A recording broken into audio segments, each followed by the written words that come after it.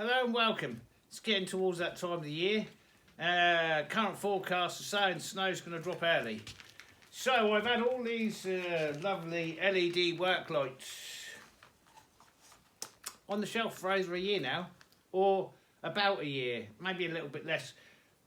Anyway, a while, because when I bought them last year, this was to upgrade all the candles on the Bollinger Monk Tool Volvo snowplow. And I've got the two big LEDs that are now forward facing, the go forward lights, but there's no lights around. So when I'm out there working, I'm blind, left, right and behind. So I got these and then the temperature dropped outside to -40 and that wasn't happening. So I managed all winter in the darkness, as I have done for the last 7 or 8 winters. But it's not quite that cold yet. In fact, it's hovering above freezing. So I thought it was a good opportunity to go out there and fit these. I've got 4 of them. These work lights and replace the old candles that are on the roof to give me a bit more viewing. And this year I'm probably going to have a new camera, so it's also going to help with filming, I figured. So each light comes with the shortest cable you could imagine and one bracket. Now the electrics in my 65-year-old Volvo are ish. And every generation that's owned it, although I say that, Ralph owned it for the last 40, well he's owned it for 40,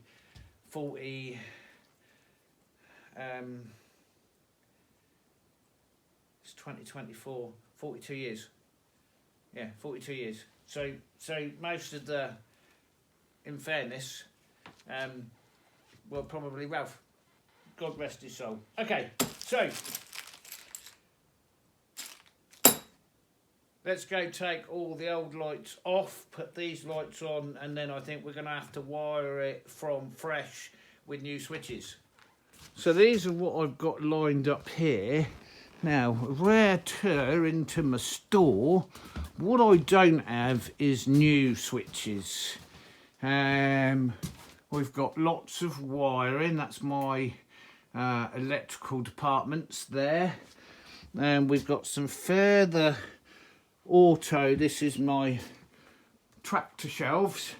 And then over here we've got various switches and things that I can use, new power cable. So I've got a bag somewhere. I've got a bag of just switches. Ah, there we go. A bag of just switches that I've recycled. So most of what's in my store, not all of what's in my stores, are recycled stuff.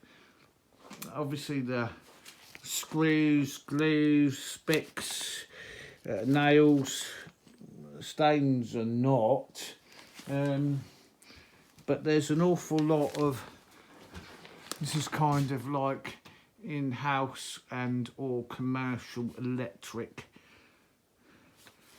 But there's an awful lot of salvaged things. A lot of my plumbing, some of it's new, but a lot of my plumbing and my joints are salvaged, and thousands of nuts and bolts are salvaged. And this is my small works metal department. Things that it's all basically saved and all stacked, rescued and all recovered. Head torches. That's the most important station in my workshop coming into this time of year. And on the subject of lights, here we have, waiting to go up, and this has also been on the shelf for a year. This is a huge LED yard light. So this stuff I've had sitting on my shelf, but what we need to do is we need to find out whether we've got... that's not looking particularly good, is it? Oh dear. Okay, what we're going to do about switches. Can't even see what that voltage is. Can we get it to? Right. Okay, none of that's looking particularly good. Right, well, let's get forward and get the lights up and wire them in, and then we'll work out how we're going to switch them. It's actually not bad. 4 degrees. 4 degrees Celsius. Okay, so these are the candles we've got up here, and these are the big LEDs, the powerful ones, forward facing, that I put in a couple of years ago. I don't need to repeat these, so what I do need is I need a side light and I need rear facing lights. So I think we're going to replace like this one, and that one and that one, because we just don't need these because we've got these big powerful ones. What's happening, B? Is that my eyesight or is it not focusing? I don't know.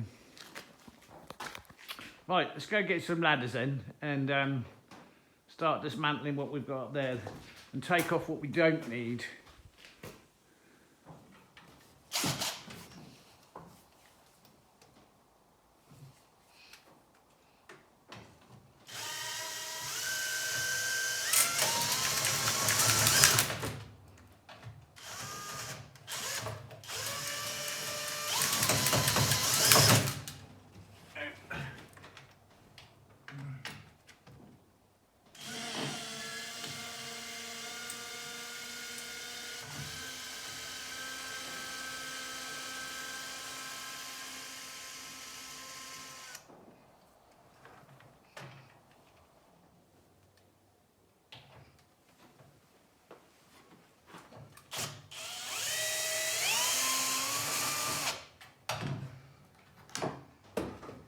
None of this is going very well. I don't know why, but it's not.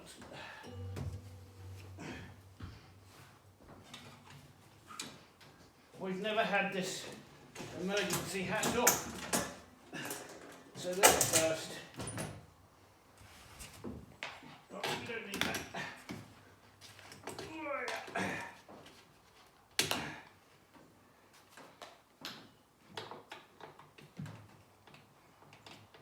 But anyway, fit them.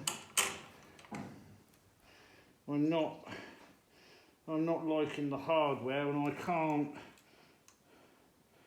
upgrade the hardware. I don't have anything like this. But we've gone from 13, or we're going from 13 to 14 millimeters.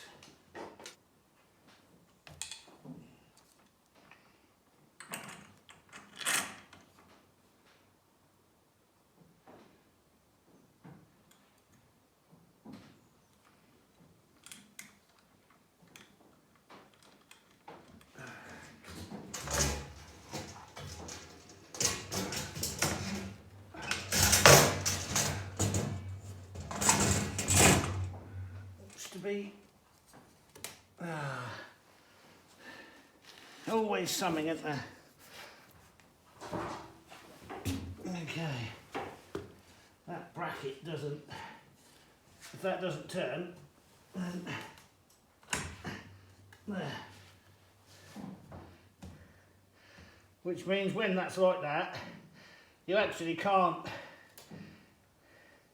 get that emergency hatch off anyway.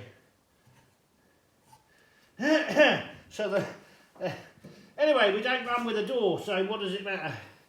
It don't matter, does it? Because if we don't run with the door, the reason that hatch is there is you need to have that emergency hatch there if you run with the door. Because if the door gets jammed, as it does often, I know I've been there, that's the only way out. Right. That's kind of them replaced. Right, I've got some new grease nipples here. I got a feeling, not only could I not get grease into these joints, it might have been a problem for a while. Oh, there is some grease in that one. Right, well that one's broken completely there, so I've got to get no grease into this one.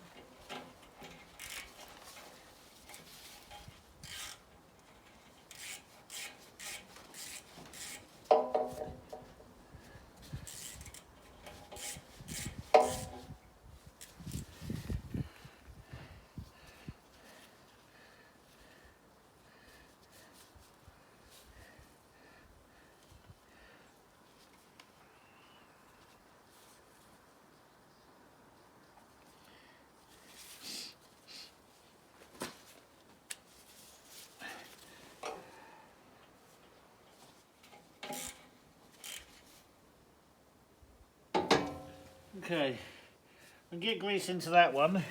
Grease. Right.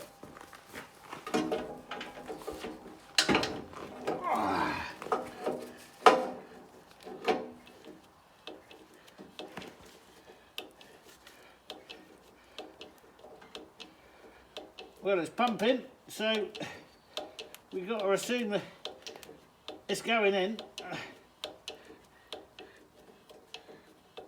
Wow. Okay. It's got grease now.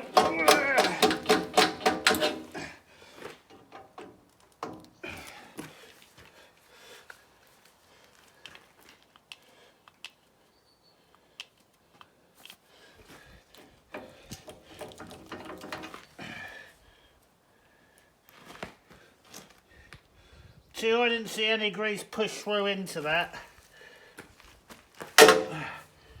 What a mess.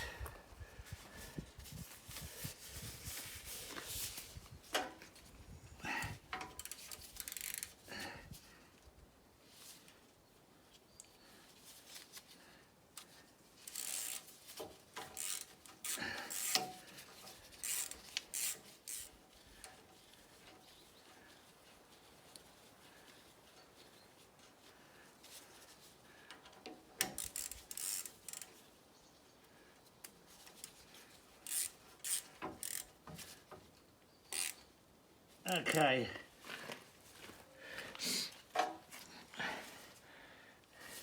This side doesn't have one in it at all because I took it out because it was broken.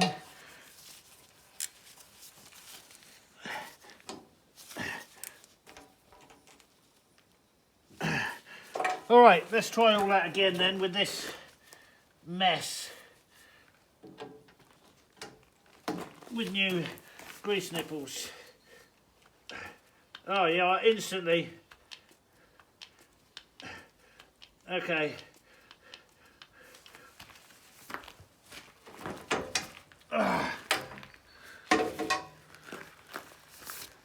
Right, this side's completely dry.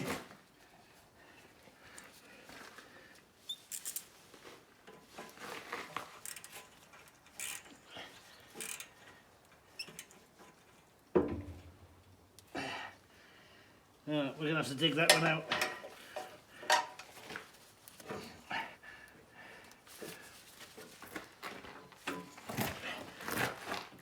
Right. Let's see if we can get...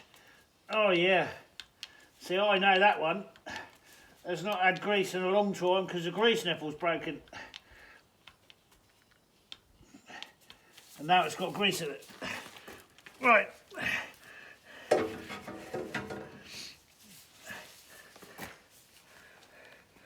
And then that bottom one.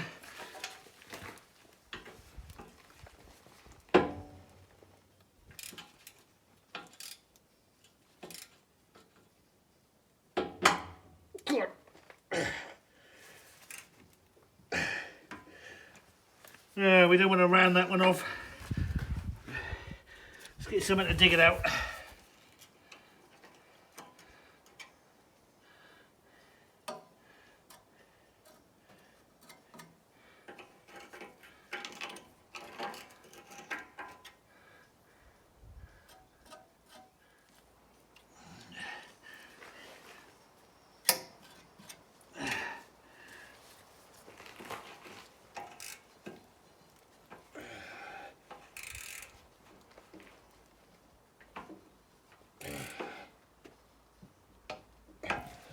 No, it's not coming out. Ah, all right.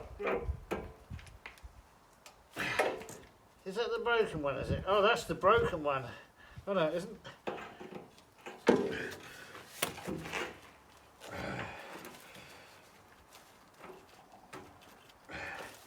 If I can't, I think that is the broken one.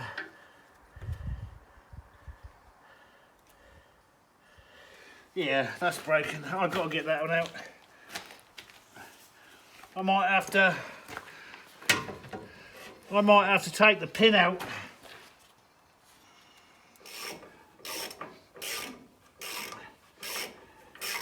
First, see if she wants to. Oh yeah. Oh, that's so dry.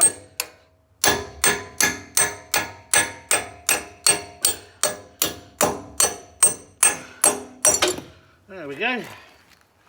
Oh yeah. That's had no grease in it in a long time. Okay. Well, firstly we've got to try and get that out.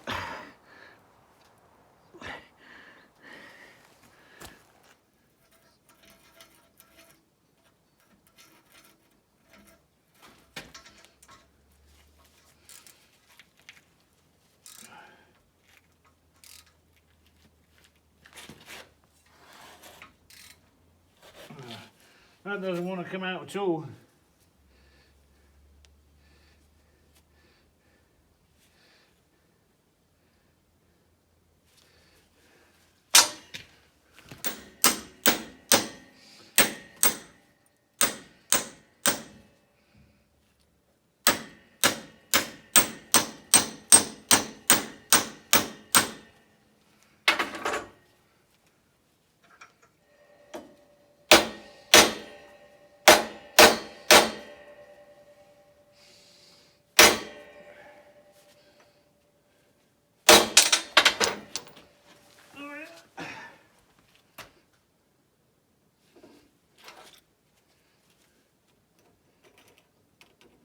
What I'm trying to do is I'm trying to force a 10mm socket onto an 11mm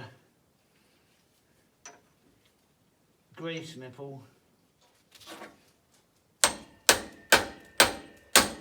You know, we do have some special things we bought to do this. Because of what we did on the van with the bolt strip in with the bottom underneath. Then after the horse had bolted, right, we shut the door, didn't we? Well, I've still got that door.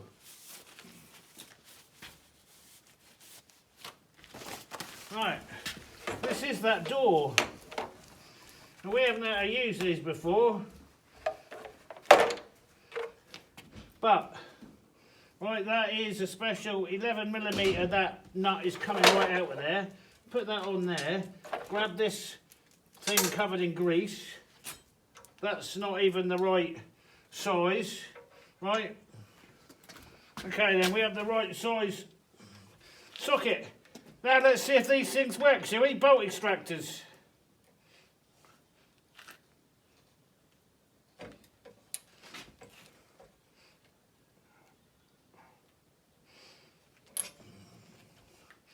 Right, failed.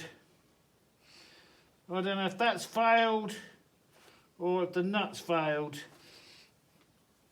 But that's not gone well. Right, next size down, 10mm.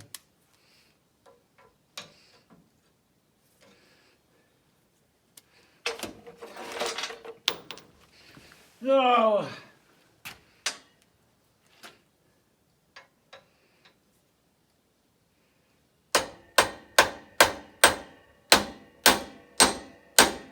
Oh, well, that seems to have gone on there quite firmly.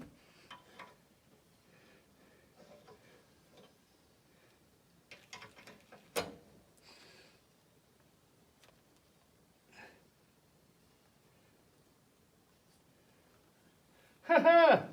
Look at that. And there you go. bolt extractor. Taking out broken and seized grease nipples. Wow. Okay. I don't know how we get it out from the socket once we've done that. But that is out. Let's go and get a new one. Right. There's a nice new one. I want to get this other one out for many reasons. But also so I can show you how broken it was. Golly.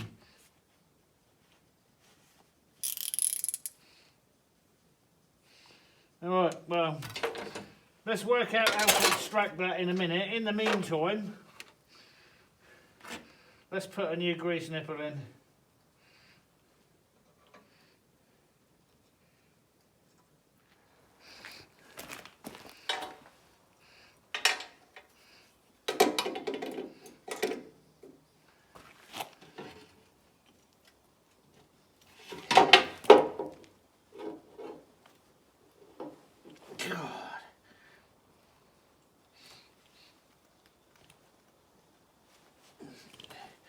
Right,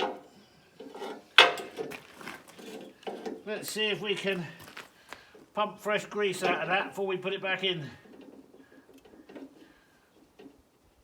A lot of pressure.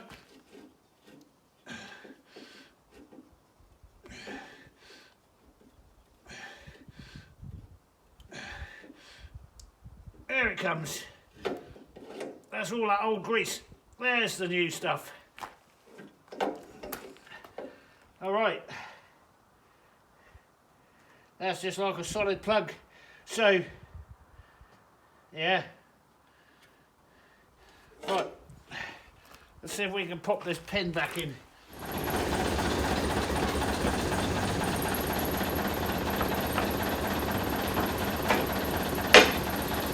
There we go.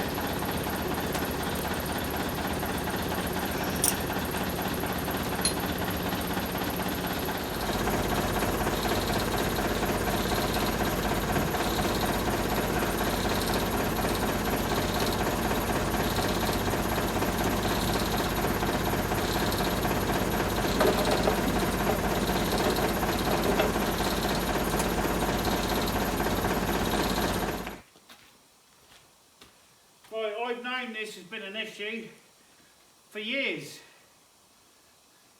So to get all 4 of those grease nipples replaced and working is like a major thing. I know they all work on the rest of the arms, which we're going to do, but when I ordered them, or when I purchased them, I also purchased some of these 45 degrees. It's hard to see because I got a problem with it jumping out of gear. I've had a problem with it jumping out of gear for a while and it's getting progressively worse. When I'm going to clean those up. When I went to try and grease all the mechanism underneath, at least one of the 45s wasn't taking grease at all. Which was to do with the gear linkage, or anyway the bit where it goes into the transmission. So, and we've got to do some other work on the transmission. We've got to do transmission fluid. See, that's actually got, look at that. I don't know if you can see that. That's actually got something sticking out of the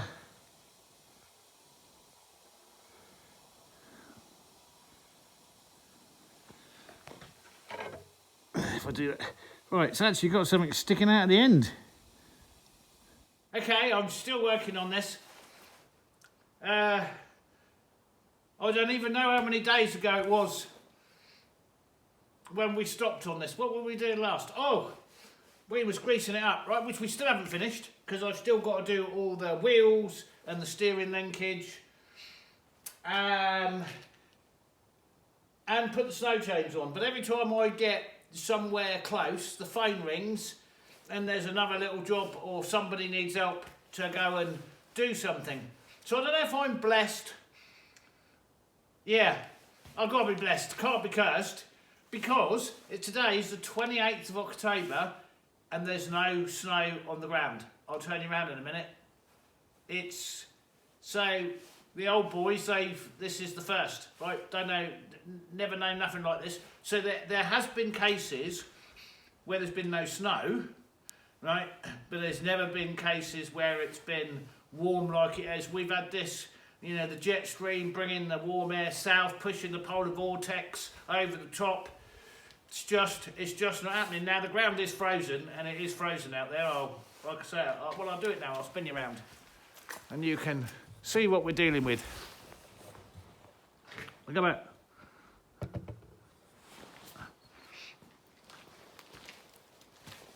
So the clock's changed yesterday, so it's quite early, but the sun's up because we're getting into this dark, gloomy period.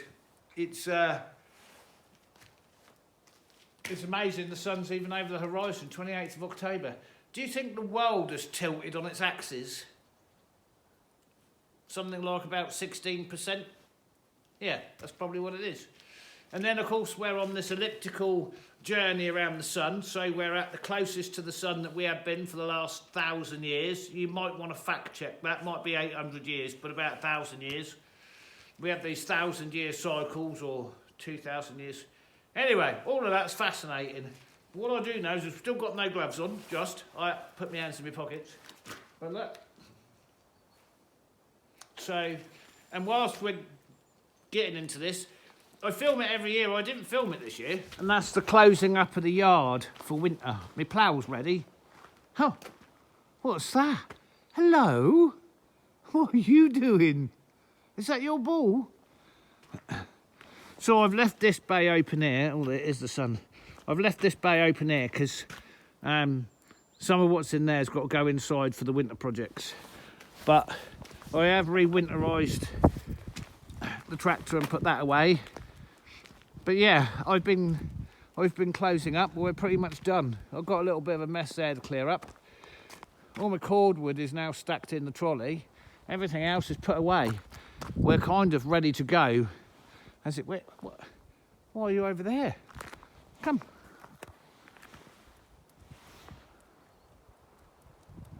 Good boy.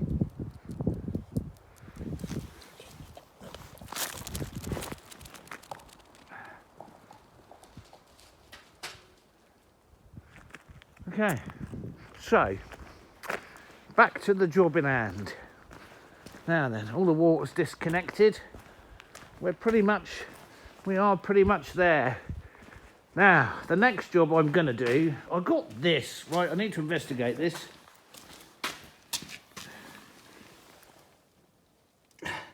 That's at the back.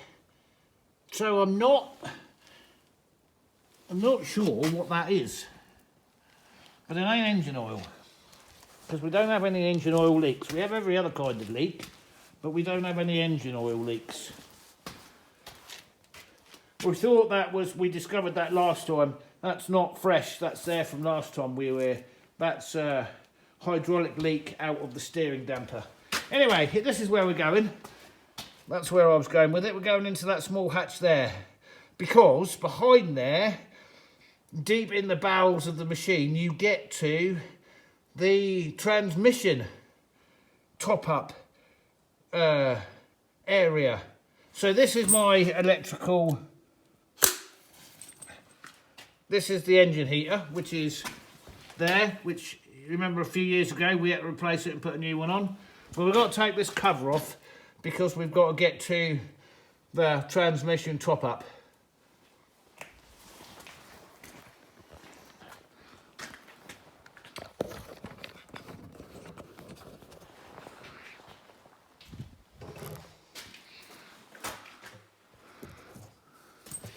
There. Once we've got this plate off, then we have to make sure the old girl is out of gear and bump her round until we get this tiny nut on the flywheel at the top. And then we have to remove the nut and go and find this filler setup that Ralph made in 1980 or 81. And then we can top her up with ATF.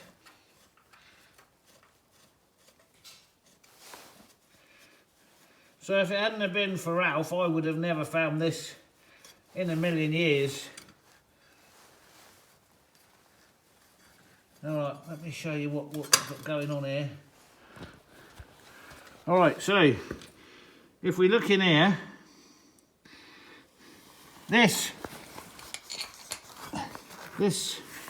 area there, okay, we have to bump the engine round until a nut appears in there, or bolt should I say, and then we unscrew the bolt, and then there's a funnel setup that goes through in there, and we fill it up until it overflows with the ATF, and then we put the bolt back in. So normally I would have somebody helping me do this, but I haven't got anybody to help me do this, so I've got to do it blind and without starting it. So we just have to keep flicking it around on the engine until a bolt arrives.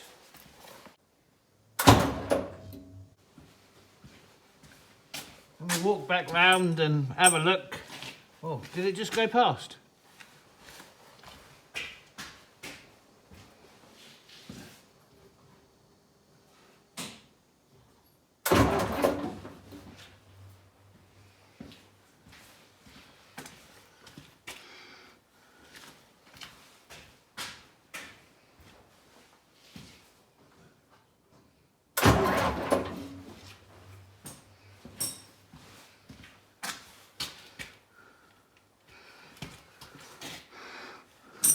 You can't even see it approaching.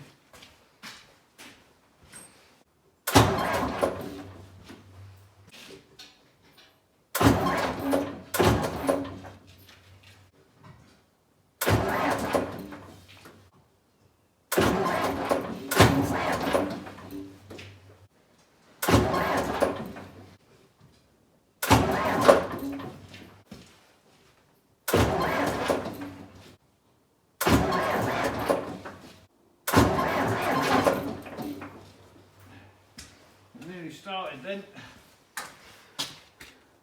There it is. Okay, you can just see it. I don't know if I can turn that by hand.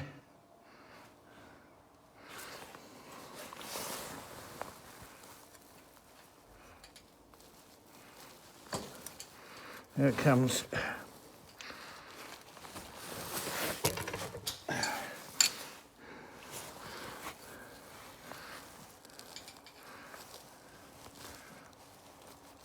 Okay. Okay. That is what we're looking for. Now we've got to get something to undo that. In fact, it might even be. Let me show you this. Show you this thing we've got made up, or that was made up.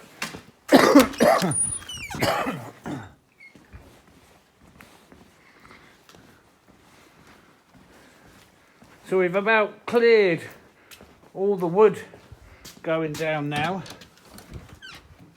So in my tool room, chairs inside, look. In my tool room on the wall, I thought it had a thing taped to it. Oh, it does. Right. So that was part there. This is what is made up, and this is what I've always used. And taped to it should be, and I've done that because it's wrapped in paratape. Right, this should be, this is the bit that gets that nut out. Okay, so what we do here is we take that out, find what size socket it goes into, and then there we have our small hose that fits into there. This whole contraption fits into there, and then we can fill it up with ATF. Right, I got that out. I I couldn't get in there with both hands and all my bits and pieces. So then what we do is we install that bit of hose like so into that hole.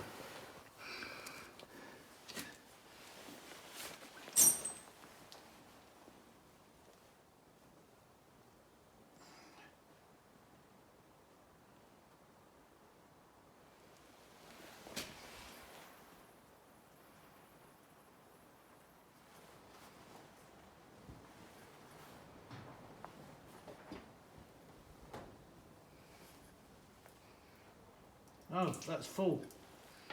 Okay, well that didn't actually need much. I don't know what I put in there. Not a great deal. Yeah, you can see it. So it didn't need a lot at all, really. Probably didn't even need doing. Anyway, it's done now, so I know it's there. Right, I'll put that all back together and then I'll show you my idea for getting the snow chains on this year.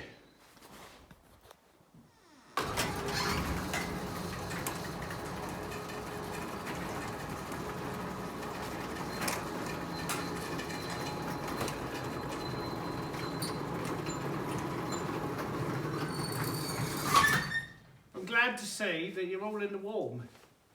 Anyway, it won't be warm in a minute because I'm just now flooding it with ice cold air. So, my plan this year, last year, some of you remember I had a puncture in one of the big tyres whilst clearing the area for the village hall because there was this concert. And when I did that, and I put the wheel back together, for whatever reason, I put the chain on before I inflated the tyre. Not only did the chain go on easier, once I'd inflated the tyre, it was so tight it didn't rattle around anymore. It was the best fitting chain I ever had. And immediately I thought, well, why did nobody tell me when you're fitting snow chains to deflate the tyre? Fit the snow chain, re-inflate the tyre. Not only is it less of a fight, you inflate the tyre and squeeze the snow chain onto the tyre. It don't slip or rattle or make a noise, and it's just the best. Now, since the snow chains have got to go on, and they'll be on for a minimum of 7 months, 7 months, 1 week, 7 months, 2 weeks, 7 months, 3 weeks, it depends on when and the speed of melt. So we're going to say the chains go on for 7 to 8 months of every year. That's just what they do. We're already late because of this delayed winter, so they're going to be 7, might even be a week less than 7 months. Anyway, so what I'm going to do this time, with the fight that I always have with these ruddy chains, is I'm just going to jack her up like you do with the lift. I'll show you in a minute. Take the valves out of the tyres, fit the snow chains, put them back on. I'm doing it in here because I've been working on it in here. Also, the compressor's right there. So I've then got all the air to re-inflate the tyres. So that's my plan.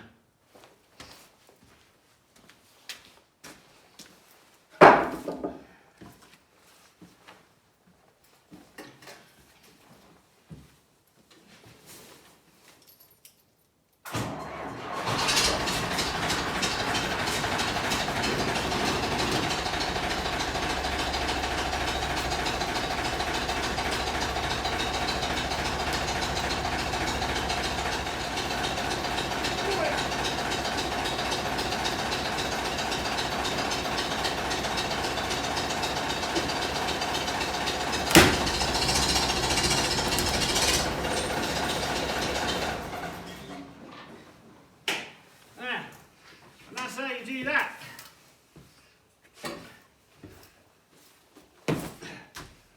As she's up in the air, we remove the valves from the tyres.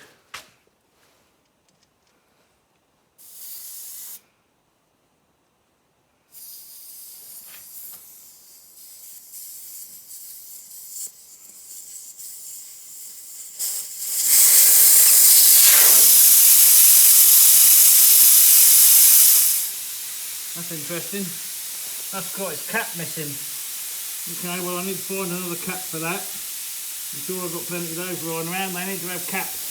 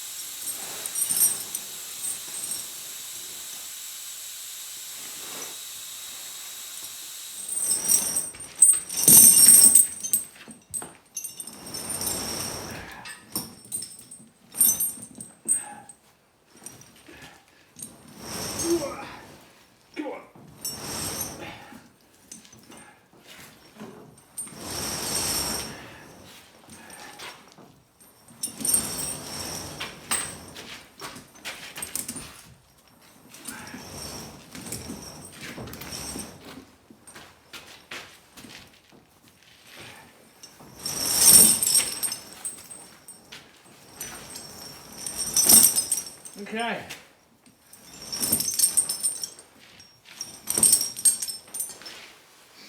Now the reason my snow chains don't go rusty and always look fresh is because when I take them off, I roll them out and lay them in the tractor shed side by side on the floor under the tractor. And then I have wood shavings to soak up all the oil and diesel that drips from it, and that all soaks into the chains. So it keeps them nice and lubricated, as it were.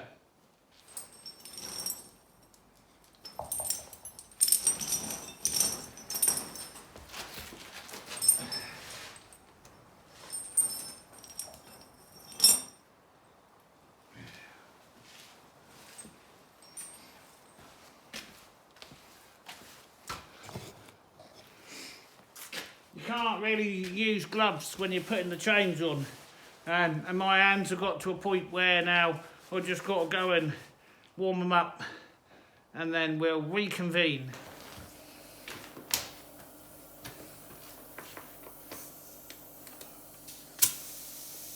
Quite a long process this, and I want to make sure the chain sits as comfortable as it can. So as I'm filling it, because this is going to get tight, I hope, I just want to check the chain as I go, just to really make sure, like I say, it's sitting as comfortable as it can. Okay, that one's at 20 psi, still going up. I've got a loose bit of chain there to wrap up. This one's complete, 30 psi, absolutely no hang underneath. It's not cutting into the tyre. It's not rattling when it turns. So that's probably the best fitting chain I've ever had.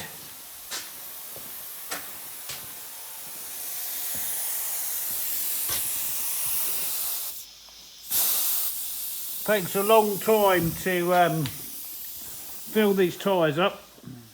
It definitely had some time to it, but